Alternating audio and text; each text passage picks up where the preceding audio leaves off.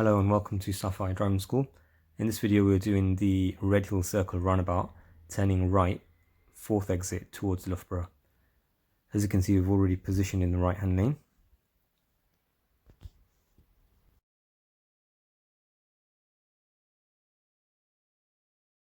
As you enter roundabout, keep into the rightmost lane.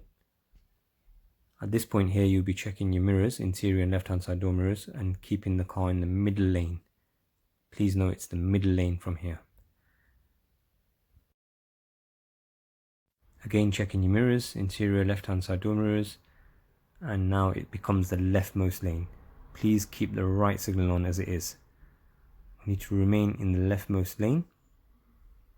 As soon as we go past the 3rd exit, we'll be checking our mirrors, signaling left, and exiting the roundabout on the 4th exit.